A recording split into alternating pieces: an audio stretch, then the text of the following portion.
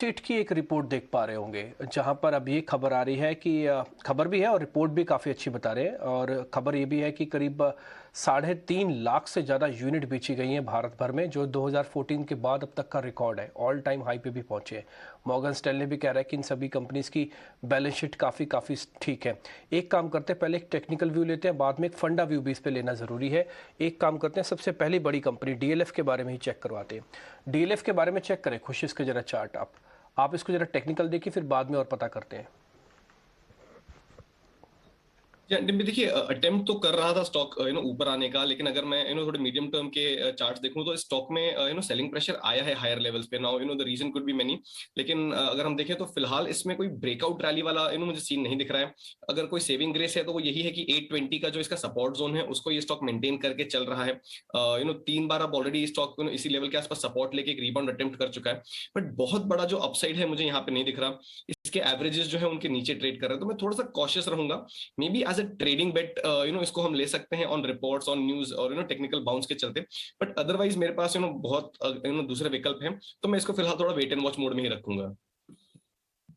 Real estate pack पर wait and watch का नजरिया इस वक्त, लेकिन साथ ही पार्थिव एक बार आपसे फंडामेंटल राय भी आपकी जानना चाहेंगे, क्योंकि बड़ी सारी रिपोर्ट्स इस वक्त रियल एस्टेट सेक्टर से जुड़ी आ रही है और अच्छी खासे यहाँ पर सेंटिमेंट्स हमने देखे भी हैं। 2022 में काफ़ी अच्छे registration figures, collection figures, of course interest rate hike scenario भी था, बावजूद इसके रियल एस्टेट के सेंटिमेंट जो हैं वो कम नहीं हुए हैं। कैसे देखते हैं इस सेक्टर को आप?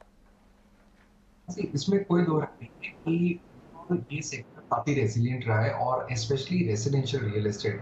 अगर मैं प्री सेल्स डेटा की बात करूं तो वहां पे बहुत ही स्ट्रॉन्ग ट्रैक्शन है in markets like Bangalore, Pune, Mumbai, जो one of the key markets गिने जाते हैं, इवन समथिंग लाइक हैदराबाद। तो अगर मैं प्री सेल्स का डेटा और उसका ग्रोथ देखूं तो वो पिछले 4 क्वार्टर की एवरेज से ऑलमोस्ट 20% हाई पे है। तो this is a very very good indicator, and this is despite the fact कि जो होम लोन के रेट्स है जो करीबन 6.60% के आसपास हो गए थे, आज की तारीख में करीबन we are talking of anywhere between 8.60%।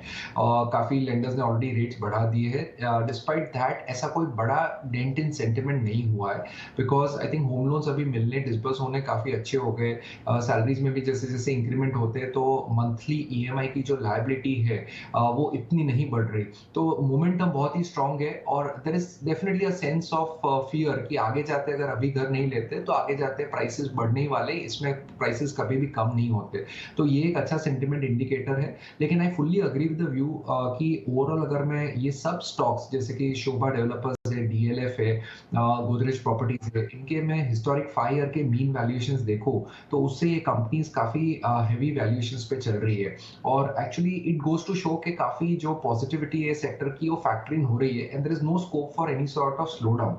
तो उस लिहाज से नो डाउट इन्वेंट्री डेटा भी बहुत सपोर्टिव है, लेकिन we have to be very selective in this sector. तो ये सेक्टर में हमें ऐसा लग रहा है कि there are place like Mahindra Lifespaces जो काइंड ऑफ अनडिस्कवर्ड है। नो डाउट उसकी बात होती है, उनके नए लॉन्चेस का भी बहुत अच्छा ट्रैक्शन मिल रहा है, ब्रांड इक्विटी बहुत स्ट्रांग है। तो यहाँ पे I think management is making slow but very significant moves जो long term share holder value creation के लिए बड़ा साबित हो सकता है। उन्होंने अच्छी लैंड बैंक भी जुटाई है, और नए प्रोजेक्ट से उसके जो प्री सेल्स डेटा है वो भी काफी अच्छे आ रहे हैं। दे आर नॉट इस वक्त पे हम डीएलएफ एस्टेट। ऑलराइट, तो ये तो आप रियल एस्टेट पैक पर एक व्यू दे रहे हैं, रिपोर्ट भी हमने बात करी और कि किस